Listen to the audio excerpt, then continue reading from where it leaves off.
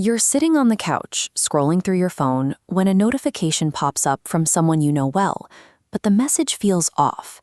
It asks, "Hey, is this you in the video?" right above a random blue link. Stop right there. Just relying on a familiar name or profile picture provides a false sense of safety. If your friend's account has been hacked, you're talking to a total stranger. Messaging apps act as our digital living rooms. We catch up with family, joke with our coworkers, and plan weekend trips. Because we spend hours a day in these chats, we leave a trail of data behind. We drop in private photos, share work documents, and sometimes even send money. This constant sharing creates a major vulnerability. When an attacker breaks into a friend's account, they slip right into your digital living room and inherit the trust you've built with that person over the years.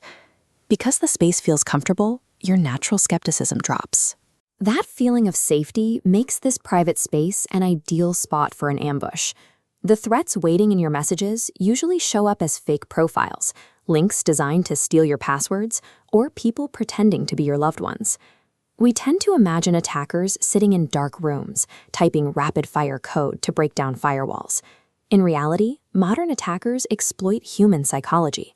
Their primary weapon is manufactured urgency. They want to make you panic.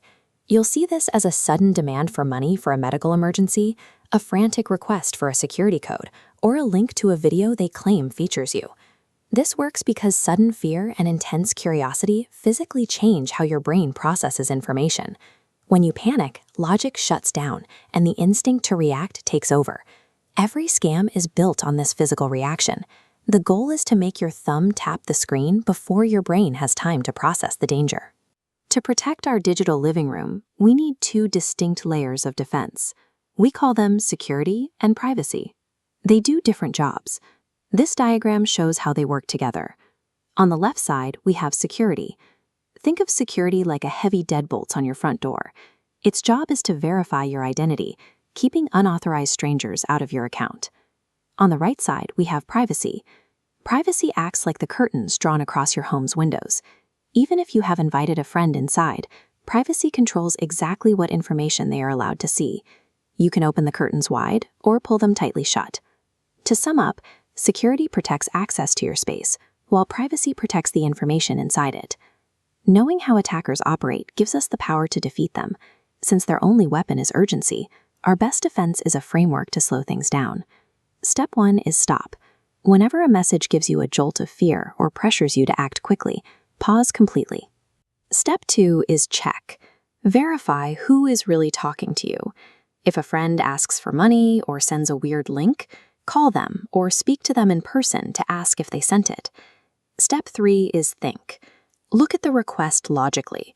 Would your coworker really need you to send them a security code? Does this sound like how your friend actually speaks? And step 4 is protect. Make a habit of guarding your personal data by regularly reviewing your account settings. These 4 habits form a routine defense for anyone using modern digital tools.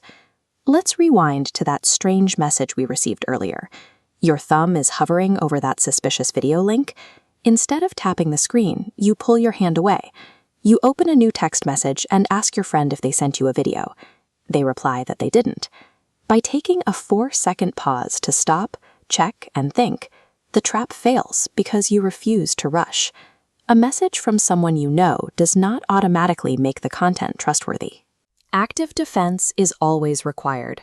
In our next video, we'll walk through exactly how to adjust the curtains in your messaging app by configuring your privacy settings. Be aware, be secure, be responsible.